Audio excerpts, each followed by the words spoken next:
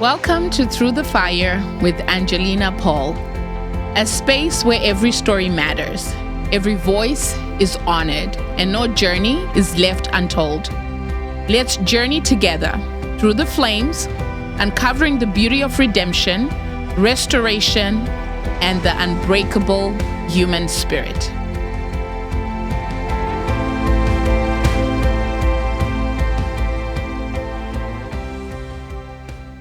Welcome to Through the Fire with Angelina Paul. Today we have Maddison in the studio. Maddison, welcome. I am so happy to have you here today.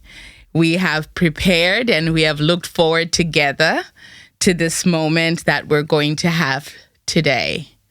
Thank you so much for having me. I'm so excited to be here and share my story. Great. So there's something that you said. I'm looking for it because I do want to say exactly what you said. I always really want to start with something when we had our initial interview, something that you said that just kind of lingered in my spirit and just became that thing that I have to just put as that precursor for our conversation. So you are a survivor of many traumas, but the one that we're going to speak about mostly today is surviving being in a relationship with a narcissist. And so one of the things that you said was that as you were educating yourself after the fact, you realized that we should be careful not to become ego feed for those people with insatiable appetites. It's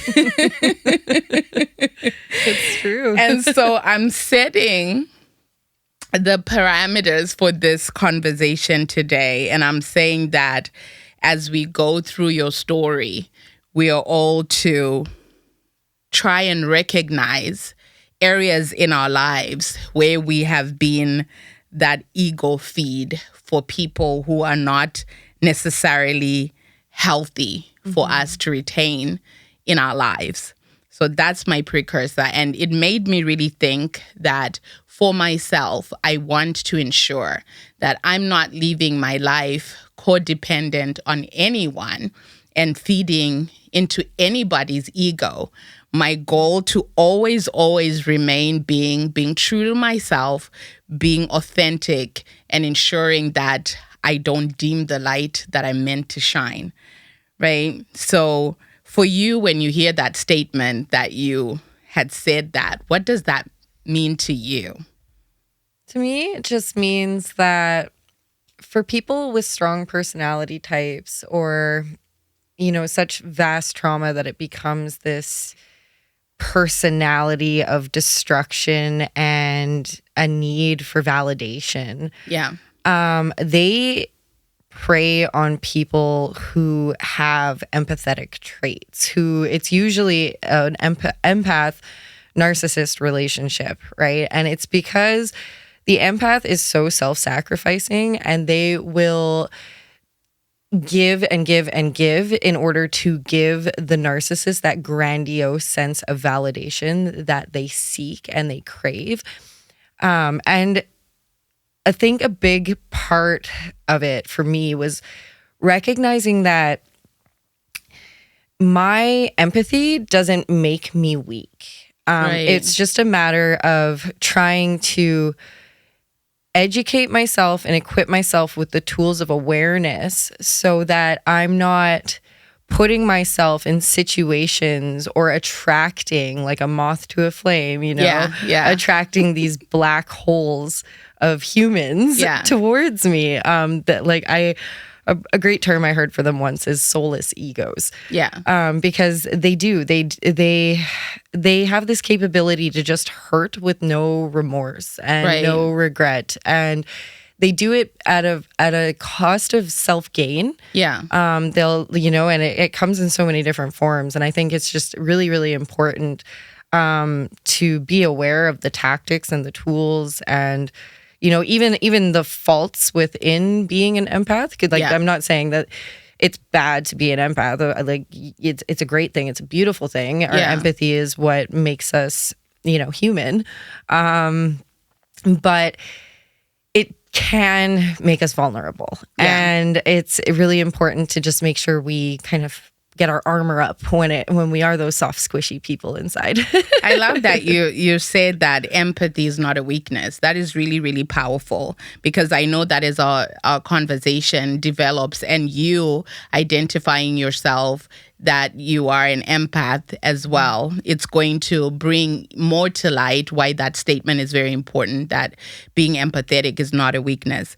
So I want to come back to start from your childhood. I don't know if you are aware of this, but as we were speaking, even the message that you had recorded for me before we had a conversation, you always begin talking about your mom in this way. My mom is the oldest, and she was a single mom. So she's an oldest child who's a single mother, and I also being the oldest child. And you continue to repeat that statement, and I was just really curious, what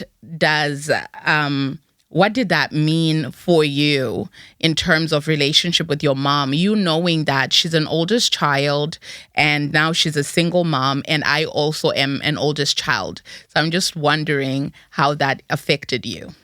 I think the generational patterns that kind of follow with that. Also just the reliance and almost partnership that was kind of placed on my shoulders, more so than the nurturing relationship that one needs with their mom. I was more so my mom's emotional support, my mom's emotional crutch, and in times of me needing support or me needing to be held, that's not there for me. And I think a lot of it has made me hyper independent, right? And also unable to nurture certain aspects of myself because I was never shown how. And I think a lot of that not knowing how to love myself, not knowing how to nurture myself is and putting other people's needs first, putting other people's emotional needs first is part of what got me into this vulnerable relationship to begin with. Yeah, that's a really good point, because there is a lot of pressure, isn't it, for children that are the oldest to set the precedent. And they don't know how to, but somehow they are supposed to. And even how you mentioned that nurturing part, we all never really think about it, that when you have all these expectations to meet because you're the eldest child, that there isn't a lot of nurturing that happens, but more so wanting you to rise to the occasion of life and responsibility. So how do you think that shaped your views on relationship later in life? Well, my mom shaped my views on relationships in quite a few ways. First and foremost, she was never really one to be self-reliant or not be jumping from a relationship to a relationship for long. And I think it taught me that I needed to rely on other people or a man to come in and save me in order to be happy or self-sufficient or whatever strong woman title I needed to give myself at that time. So it affected your emotional development and relationship as an adult. It did. It definitely did. And it definitely made it so that I never put myself first. And it's still something I struggle with. Like I would be lying and saying, if I said my needs always come first and my need to prioritize self-care is something I always put at the forefront. I'm a mom, that just isn't always possible. You're still that eldest child that's trying to take care of everybody else other than yourself. So looking back on your first relationship, well, it might not have been the first, but that relationship that you had, what were the early signs that you now recognize as red flags, and how did you handle them at that time? So in that first relationship, you were in a relationship with someone that was involved in other things that were not really straightforward. And so how did you recognize the red flags, and how did you handle them then opposed to what you know now?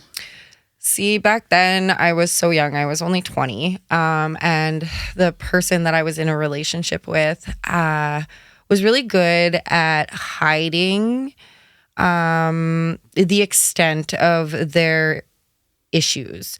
They also lied about a few mental disabilities and illnesses that they had that made them extremely volatile, and they weren't taking any medication for it. So that alone is a red flag. But he was also extremely violent. Yeah. And for me, I come from a background of I wasn't abused as a child, but I witnessed my mom go through many abusive relationships. And obviously that's never something I wanted to create. I actually wasn't, so this would be the father of my oldest daughter. And I wasn't even with him when I delivered her. We had already separated by the time I was about 8 months pregnant because of just how toxic and violent and volatile he was. Right. So we talk a lot about, our society, we've now got language for a lot of things. But I think that in gaining language, we also lose the explanation of what that thing really is. So we talk a lot about being volatile. We talk a lot about people who are fragile. Talk a lot about trauma and all these other words that we've built up, but we don't really describe it. So sometimes to someone who's never heard that term before or has a different understanding, they don't really come to the knowledge of what you've experienced. So when I heard your story, I was just amazed at how you are still able to stand up in community and want to serve. And so I really want people to know the types of things that you went through. So in this relationship, when he was violent with you, to the extent that you felt that even while you had a baby that you had planned that you would have together, but you made that decision and you never look back, that you're going to have your child by yourself, not with this person. What was the most violent situation that happened with him? Well, there was a few, but one that really sticks out in my mind, and actually my oldest daughter was born with a birthmark on the back of her head. And I feel that this has something to do with it, but he actually threw me on my back when I was 7 months pregnant. Wow. Sat on my stomach and bit my face. And beat your face? Bit, yeah, with his teeth, bit me on the side of the face. Oh my gosh. Yeah. Not hard enough to break skin, but I definitely had a bruise, and that's triggering. They do say that partners who strangle, choke, or bite are a higher risk of potentially, ending the life of the partner they're abusing, right? So because they really want to leave a mark. They really want to hurt you. They want to put something on you that you will remember forever. Yeah, and I was actually placed under a program and put under supervision at a women transition house, and wasn't allowed to leave without supervision because of how violent he was. They were really afraid that he was going to hurt me and my child. And then actually it was, I was still with him after that, but we had moved into an apartment, and I'll never forget the woman, the landlady. Actually, we lived on the top floor, and it was like a 6-room apartment kind of deal. And we lived on the top floor, and there was a lady who had lived in the building for like 20 years.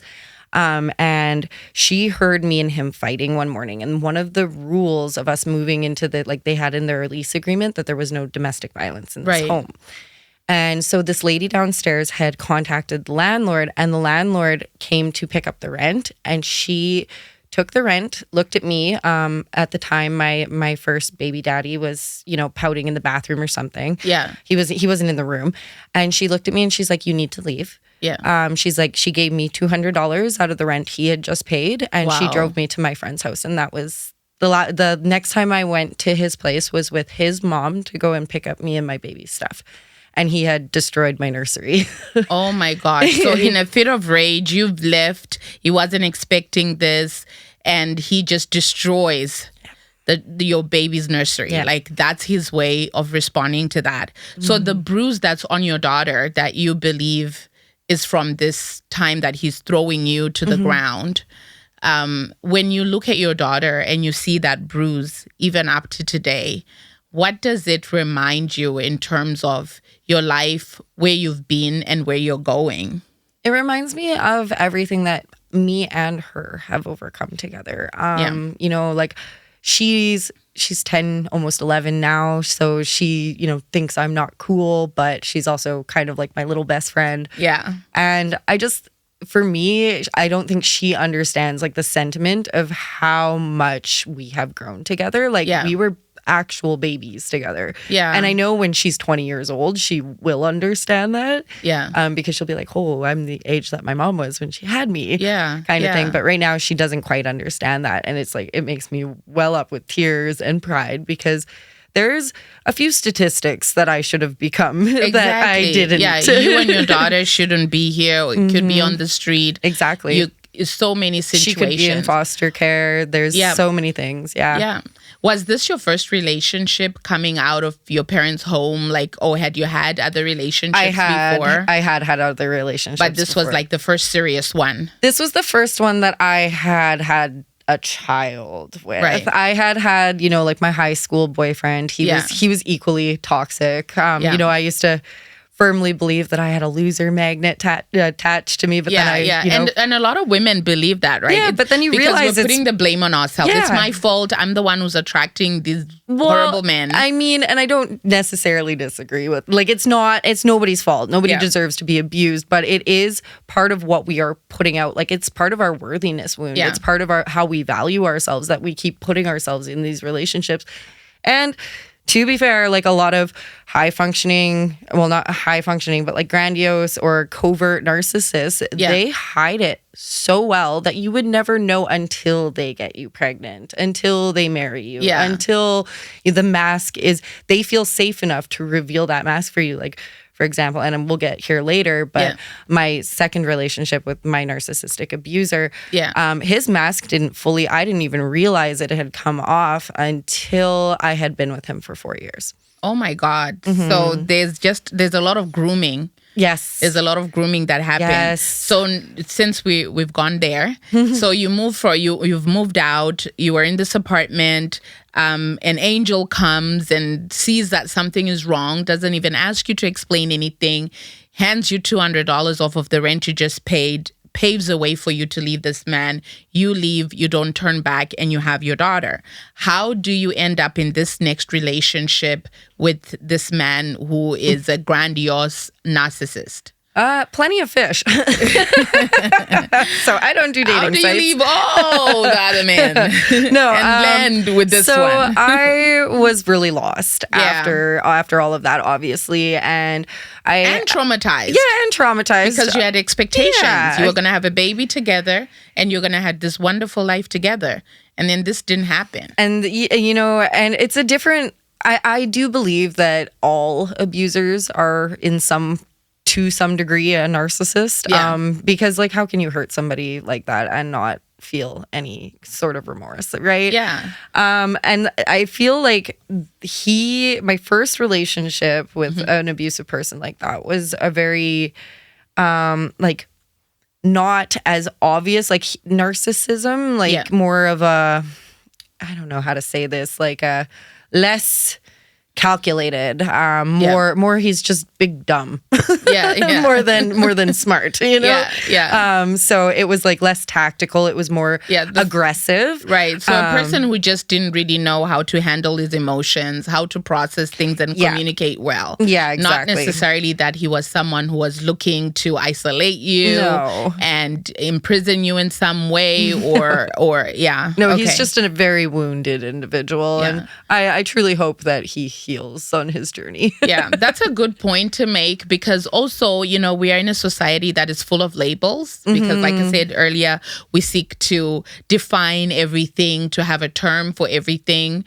And, sometimes you just realize that when two people who have experienced some type of trauma come together, each person, when they experience trauma, they have a way that they're either self-medicating or a way that they have dealt with it. And they have a tendency of projecting it onto other people and have all these weird insensitive behaviors, and it's because it's a cry for help. Yeah. But at the same time, it doesn't mean that a person should still remain in it, because you're not a therapist, right? Like, I can't help you. And at some point, like, we have to move beyond the labels and be responsible for ourselves. And take responsibility for our actions and our behaviors. And, you know, like, if it's medication that helps with that, then take medication. And that was a big part with my first relationship, is he was supposed to be on medication for his issues, and he didn't like how they made him feel, so he refused. So he didn't take them, and then he just kind of took it all on himself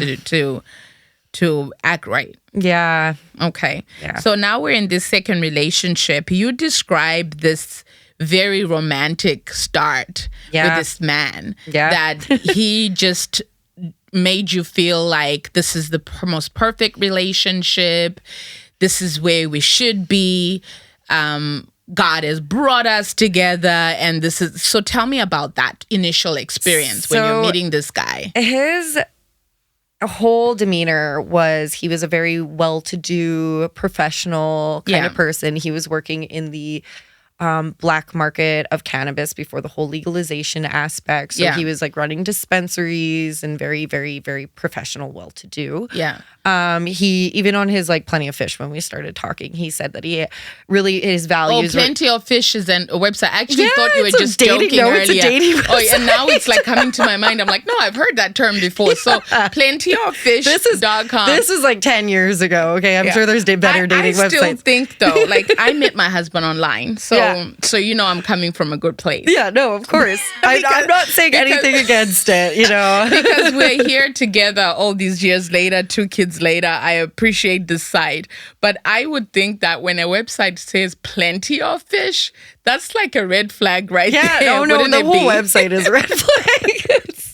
Anyway, we're moving on from Plenty of Fish. His values in his bio said that he, like, you know, really valued things like a good relationship with his mom, and, you know, like most women want a man who's good to his mom, because that means it's going to treat me right. Yeah, no, he was a little different. He bought me the same perfume that his mom had worn for like 7 years. Okay. And I actually didn't know until I got pregnant. Yeah. With my second. Yeah. And I was super nauseous from the perfume. I couldn't wear it. And one day I went to go shopping with her, and I get in the car, and I'm like, oh, I don't feel good. Are you? And I recognize the smell. I'm like, are you wearing that? She's like, yeah, I've been wearing this perfume for like 7 years. And I was like, oh, wow. Why do you want me to smell like That's your mom? the perfume that he buys you. Yeah. So it was like this whole, it's like, there definitely was red flags in the beginning, but because I lacked the tools, I didn't see them. Now that you know, though, what were some of the red flags that you overlooked earlier on? Well, and how do you now view those moments? In the very beginning, there were things like, you know, making sure he was the first person to message me in the morning. Okay. Or respond to like something I had posted. Yeah. But it would always be like this extreme over complimenting and trying to say like I was better than everybody else and all these things. And at the time, being so low self-esteem and such low self-worth, like I thought that was perfect.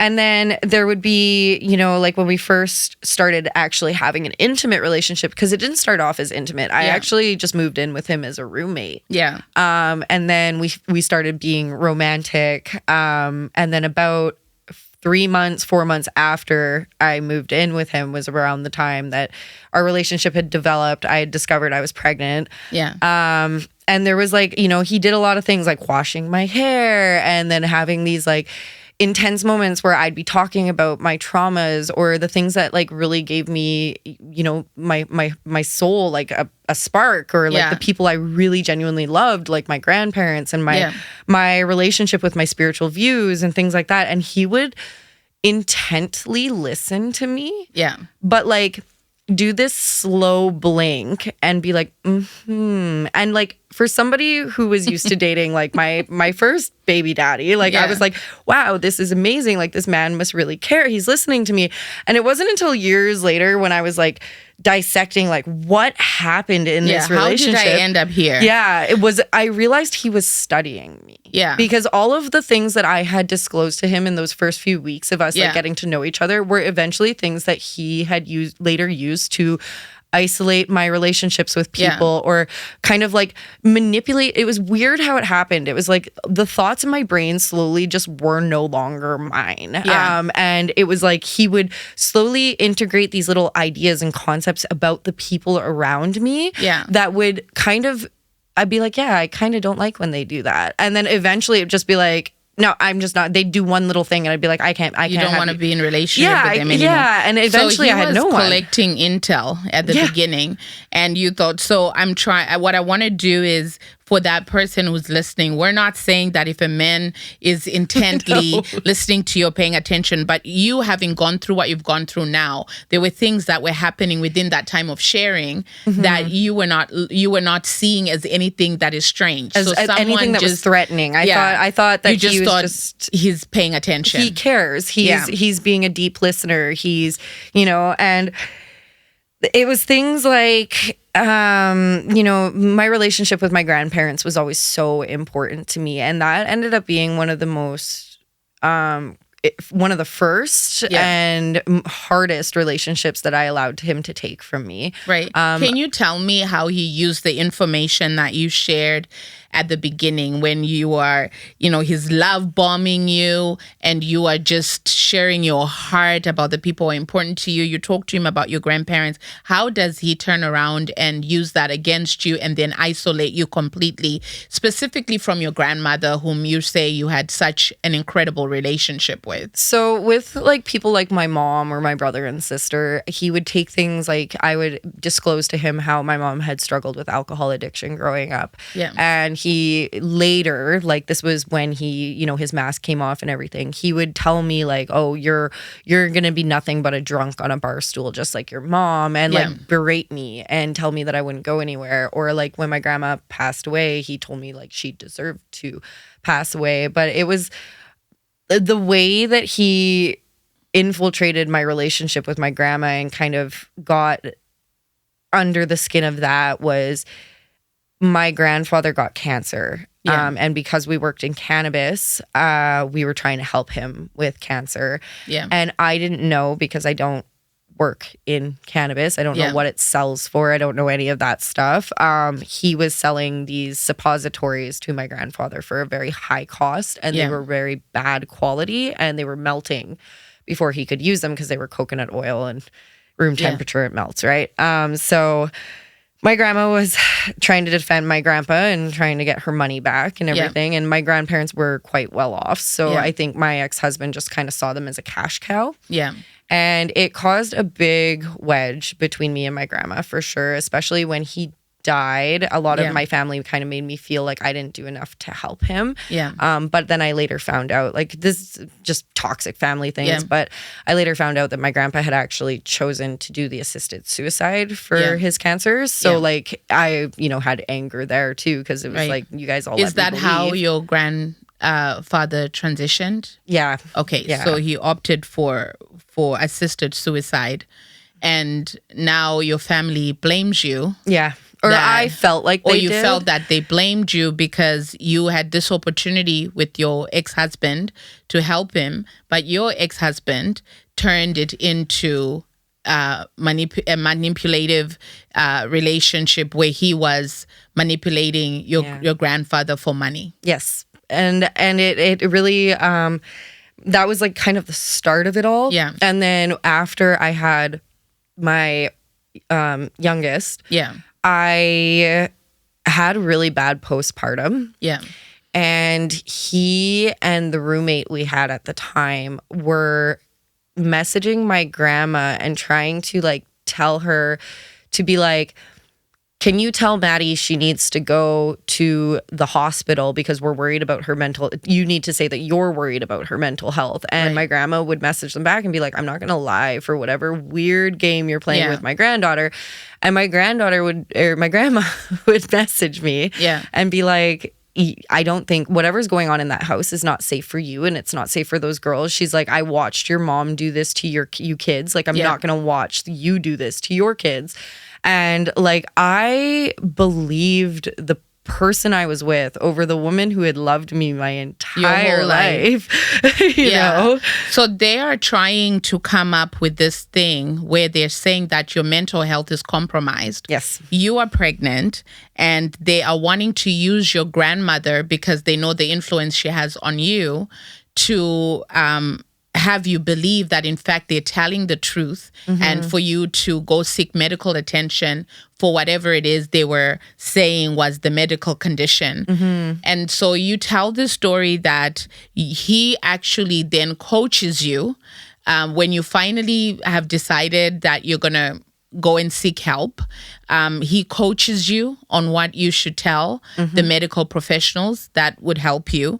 And the way that he coaches you, what you say ends up having them misdiagnose you. Can you tell me about that? So instead of being recognized for having postpartum, I was diagnosed as bipolar 2 manic depressive. And I was actually put on a hospital hold for 12 days while I adjusted to lithium, which is, a pretty heavy antipsychotic. I believe it's an antipsychotic. I could be wrong there, but it was not for me. That's for sure. I believe for a full dose that they give somebody that's got active mania, bipolar, is 1,800 milligrams. And I was on 900 milligrams. And every time I take it, I felt like I was going to have a seizure at night. And then I had no appetite. I was super forgetful. I would walk into a room, forget why I was going into the room, to leave, and forget why I was leaving, and just start crying because as a new mom, as a mom with 2 kids, that's so you don't have your child, you can't breastfeed your child. No, you're in this place confined for 12 days on this heavy medication because of a story that this narcissistic ex that you had and a person that he had brought into the home who was a roommate had made up. So tell me about, I want to go to your grandmother because I know that relationship was very important to you. Your grandmother is the first person that told you that you are in a relationship with a narcissist. And you told me that you still have that text message that she sent you. But when she tells you this, you don't believe your grandmother at that time. No, I didn't. I was torn. I honestly, because I had grown up watching my mom has addiction issues, but she also has mental health issues. And my grandma, and her wound is that my grandma was constantly trying to diagnose my mom with something that was wrong with her. So when my grandma started coming to me like this, my ex-husband... You didn't trust her judgment because she had already been accused of trying to diagnose your mom. My ex-abuser was aware of that information. So he was like, no, she's just trying to get in between us. Our relationship isn't a community project. I don't know why you're trying to get her involved. She's part of the reason you have all your trauma, which isn't true. But when you're so heavily blinded by somebody, you believe it. You believe it. And he had enough intel from you. So he was probably even using statements that you might have used before. And so how do you argue with your own words against this man that is supposed to be the love of your life? Exactly. And you have your grandmother whose judgment is, not is skewed, I guess, by that incident with her trying to help your mom out. So your grandmother ends up dying. And and she doesn't know this about you now that you have come out of this. Can you tell me how that became a moment of reckoning for you, of revelation of what you were actually involved in? When my grandma passed away, my ex wouldn't let me take my youngest daughter, to her celebration of life. He told me he did not want her around that energy. My daughter did not get to know my grandparents at all. And that was very important for you. They were so important to me. So you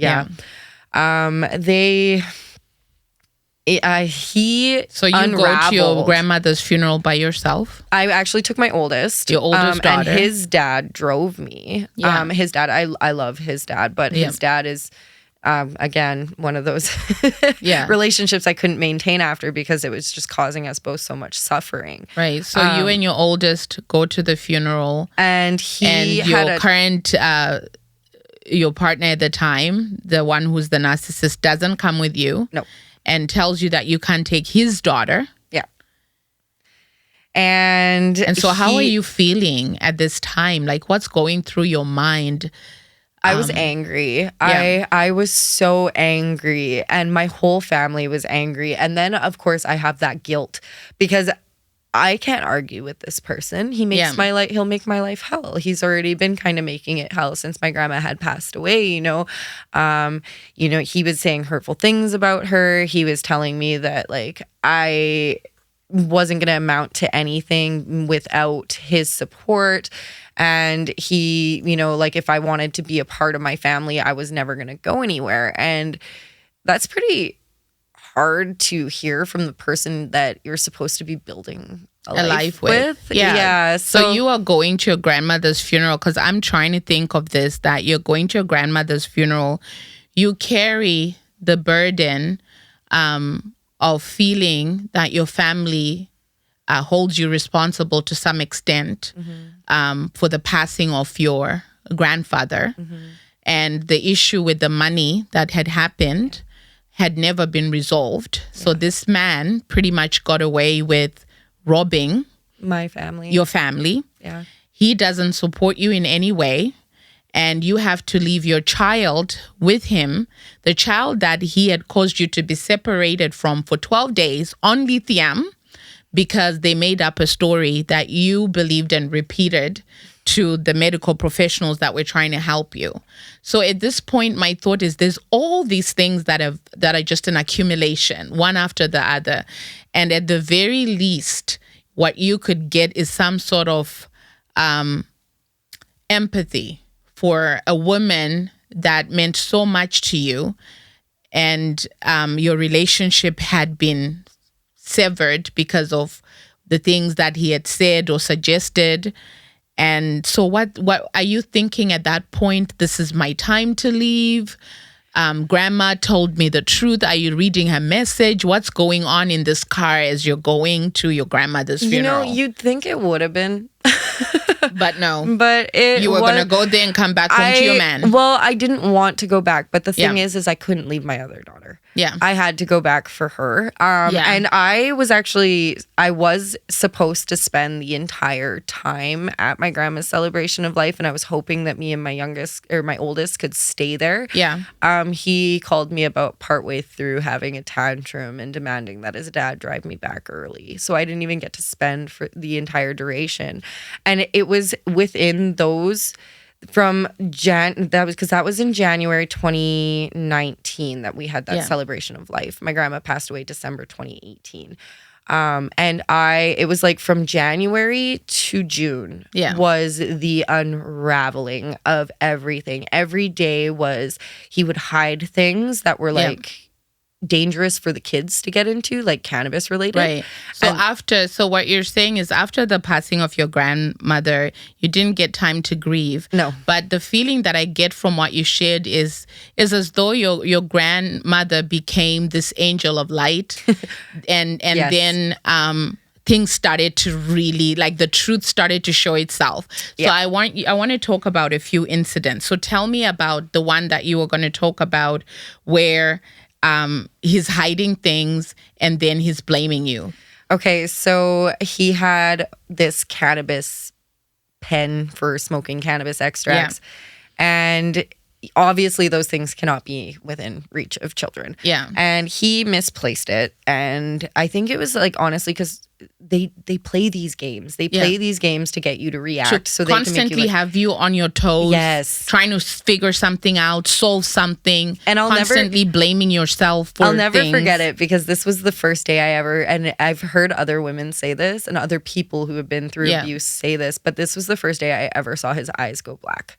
And there was nothing there. There was just this dark void of hatred. And I don't know how else to explain it. That's really the only way. And he had this pen that he was missing. And I was looking for it everywhere, And you couldn't find he was it. yelling at me. He was berating me. He was degrading me. He was screaming When at he's me. yelling, what are some of the things that he's saying? Just it's hard to really think back to it because I've tried so hard to just like forget it. forget it. But it's anything a lot of that it's like causes you to feel like all of this that is happening, it's your fault. That I'm useless, that I'm not a good mom, that I'm like, how am I supposed to raise my kids if I can't even keep these things organized? Or, like it just whatever he could throw at me to rip me apart in the moment is what he would do. So instead of, we've lost this cannabis pin, our kids can get a hold of it. Hey, hon, let's get into it and find it so that we can make sure that the kids are safe. That's not the conversation. No, and the conversation is you're careless. You don't take good care of stuff. It's all your fault. Why would I even give you any more responsibility in this household? You're causing this to happen. And that's, where the whole situation of him being like, your kids are going to grow up to hate you. They're going to grow up to Menendez you because you're so careless and you're so useless and you can't do anything. So by him saying your kids are going to grow up to Menendez you is you're going to be such a horrible mom that they will kill you. Yeah. Is pretty much what he's saying. Yeah. Wow. Yeah. And the kids that he's referring to, one of them happens to be his daughter. And I'm assuming that even with your first daughter, when you came into this relationship, she was fairly young, that this is the only present role model for her. So pretty much this is the father of both these girls. Still to this day, he's saying they're going to Menendez you. Yeah. And that's him going as extreme as he can to make you feel bad. So on this day, you finally say something back. And how does that, the pen is found and you decide that you're going to make a comment. And then how does he respond to that? I said something about how he goes out into the community and he parades as being this perfect, caring, empathetic person who just wants to help others. But when he comes home, he's horrible. So you're calling him out on his shit. I did. I called him out. And he told me, I have this recorded. I don't ever record a narcissist. Yeah, you've said that. Don't record a narcissist. If you do, don't get caught because if they found out, that's a whole they don't like that can of worms. But he told me that if I didn't stop, I wouldn't be waking up in the morning. And that wasn't the first time that he had threatened my life. And, that might not sound like a threat on your life, but that is a threat on your life. Like somebody, you're the person, your partner telling you that you're not going to wake up in the morning. Like, what are you going to do to me in my sleep? Yeah. So he went down, he left the house because I couldn't leave, obviously. He didn't help with the kids. That was my sole responsibility. So he left the house. And about a half an hour later, he came back with my favorite ice cream. Yeah. And he was like, why are you so upset? Like I brought you what you like. You should get over this. Like I'm not actually gonna hurt you, kind of thing. Yeah. And that's what really like got the gears in my head turning. Going. Like I was like, at one moment, this person is telling you your children this isn't normal. Menendez brothers you. You're not gonna wake up because something's gonna happen where you're gonna be dead in the morning, and then walks out of the house and then comes back and brings you a favorite thing. So all of this being manipulation. Yeah. So tell me about the incident that leads to him. I guess he attacked you. Yeah. Yeah, so this was about 2 weeks after he had threatened to... That something is going to happen to you and brought you a favorite ice cream. Yeah. And you're starting to research and try to figure out what kind of a person is this. You're starting to see these articles about people who are narcissistic. You're starting to recognize some of those red flags that you'd missed. Yes. So 2 weeks later. So I was working on these cannabis capsules for a autistic gentleman that we did respite work for. And he came in the house and he was complaining that it smelled too much like cannabis in the house. And I was like, well, I'm like doing the best I can. And he was making a big fuss about, I guess the landlord wanted to come by to get something and something like that. Anyway, so I'm trying to clean up and I'm doing the best I can. And I ended up, because I was in such a like tight and I felt so stressed out, I turned around holding the container of cannabis oil that I had been putting into capsules, and I bumped into him and it spilled. and he lost it. He followed me down the hallway, screaming at me, and I stopped partway through the hallway.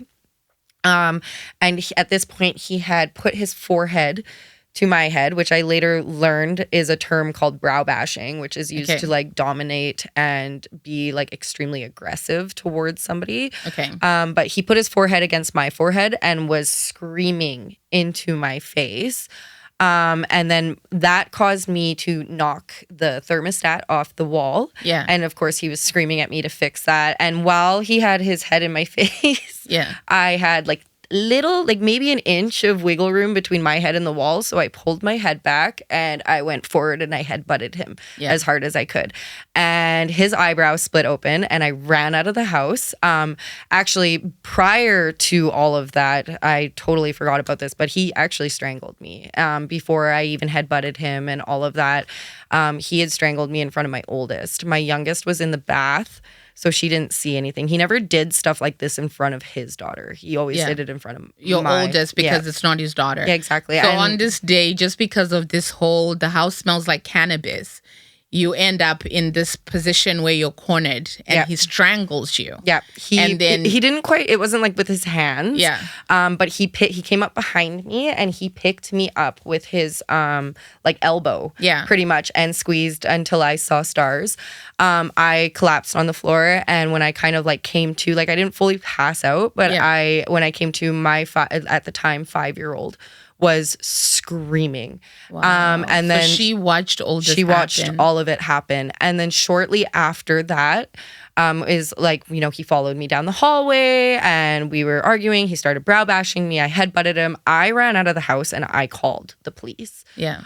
When they showed up, I was the one who was placed under arrest. Because there was no bruises on you. No bruises on me. So there was no way to prove that he had done this, that he had choked you, that he had brow bashed you. Yeah. And this whole thing about brow bashing, it blows my mind that this is a technique that people who are narcissistic do. Well, it's not necessarily narcissists. It's abusers. It's people anyone who abuses. It's an abusive tactic for sure. Oh my gosh. If somebody ever does that to you, if they step into your space, if they put their forehead like inches away from yours, their nose away from yours, and they're looking down on you or they're yelling in your face, that is a form of intimidation. It is a form of abuse. Wow. Mm-hmm. That is crazy. So even while we're there, you remember when we were talking, I was like, I feel like, you know, when you're in as you've said now, just any abuser would do it. But even when you're in a narcissistic relationship, it's like narcissists have their own language. Mm-hmm. And you shared some of that with me. So the brow bashing that we just talked about. And there's also certain people in their lives that are called flying monkeys. Yeah. Can you tell me a little bit about what flying monkeys are and what they do to help people with narcissistic behavior? Well, think of like the Wizard of Oz, right? Yeah. Like the evil wicked witch. She's got her flying monkeys that go out and do her wicked deeds for her and, you know, all of that. So in my ex-husband, like in that relationship, his flying monkeys were people like his mom. Yeah. And his dad. His dad means well. This poor man, he's like 70-something years old and like has heart issues. He doesn't need to be put under that stress. But the way my ex operates is ruthless. Like it's like a pit bull with tunnel vision. If he finds something that he doesn't like, that he wants, or if he sees a way that he can pull a thread and unravel you, he's going to do it. And he doesn't care if it hurts his parents. He doesn't care if it hurts anybody around him. He doesn't care if it hurts his kids. Yeah. He just needs to do it for his own self-satisfaction and his own ego. Yeah. You know, like, because ego plays a big role in people are narcissistic. So flying monkeys are the people that believe him and believe his stories. So they might not necessarily believe him, but they might not understand the truth of what's happening. They don't have all the information. For example, when I first left him, he had a mutual friend of ours. When I left him during COVID, he had a mutual friend of ours sending me all of these articles trying to make me fearful. And that was part of what like really made him and I end our final like say our final goodbyes was he was so fear driven with this COVID. He was out panic buying in November before COVID even got here. Because he was reading articles out of China, already kind of anticipated what was going to happen. So he was, and I was having nightmares about my daughters having like 140-degree fevers. Yeah, because one of your daughters is immunocompromised. She is, she has juvenile arthritis. So she has to take like injections. Yeah. How often is she taking the injections? Bi-weekly. It used to be, back then it was weekly. And now she's on a different medication, so it's bi-weekly. But so I had like, pretty much gotten up, and the day that I left him, I was like, can you please stop? Like, I can't handle it. I'm having nightmares. Oops. Yeah. Bump the mic. That's okay. But and so he had people afterwards that would like send me these like articles like 300 bodies put in an incinerator in China. And so these are flying monkeys, people that are kind of or like also pushing his agenda. His mom would come and be like, the way that you're living in your house really isn't healthy. I've heard what he's been saying. And it's like, or just like bring up things, or like try to be like, why Justin told me you did this, and trying to make me look like the bad person when I have to be like, this is not what's happening. That's okay. Oops. So it's kind of like they're people that unconsciously or consciously help him carry out actions that can further like dig the knife in after and make it more painful. So we have the brow bashing, we have flying monkeys, and then there's also something that you mentioned called hoovering. So that is that's actually kind of how, because I did leave him before I left him. I tried, and I think I was away from him for about 6 weeks. Before I ended up going back. But it's a tactic that they use where they will like think of a vacuum where they suck. They're trying to suck you back in. So they'll like dangle a carrot in front of you. So like that incident with the ice cream, or where you have left and he knows that you really want your family to work out. So he will present something to you as though that's going to happen. So I know you described hoovering in this incident where you had left and you took your kids, you left, you're going through the city, you find this lady that you explained to that this is what's happening and he's going to find you. The lady puts you in a car, takes you off to her home, and she's like, she has your back. Even if she doesn't know anything about you, she's going to help. And then you turn around after a few hours of having calmed down, because you are, as like many women, you want to hold your family together. You want to find a way to make it work. Mm-hmm. You would then call him. And then when you go back, there's this whole thing where the hoovering comes in, and then he actually proposes to you. Yeah, actually. So that was after I had left him the first time. That was, so in June 2019 is when I left him the first time. And then I finally left him for good March 2020. Yeah. And in November 2019, the day after my birthday is when he proposed to me.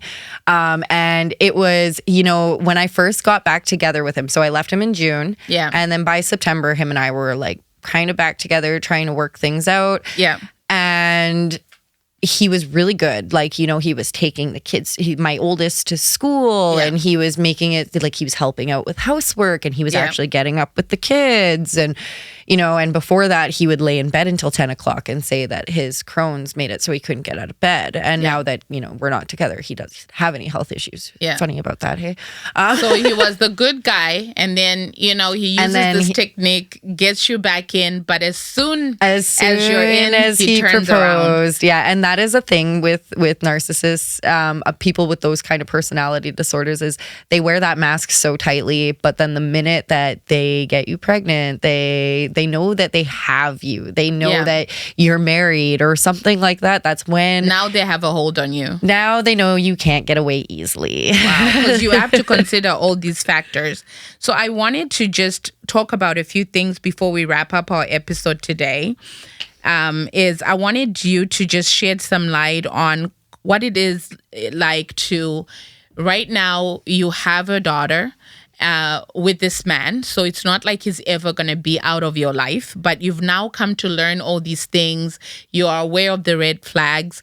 And I know one of the things that you really advocate on is getting more and more knowledge, like getting yourself informed about your situation, what's happening around you, watching the cues and things like that. How has co-parenting been with this person? I mean, initially it was horrible. Like every day I felt like I was waking up in some kind of post-apocalyptic, chaotic dystopia. Every day I was waking up and having to defend myself either to police or social workers or lawyers or just anybody that would deal with him. Use the children as well against you.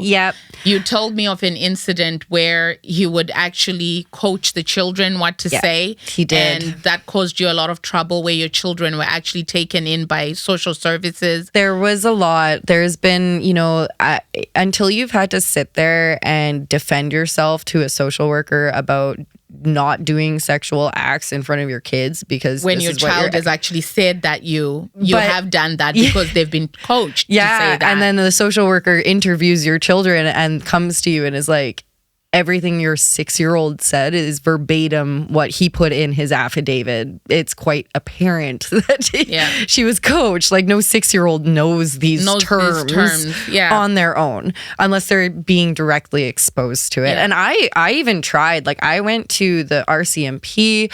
I talked to them.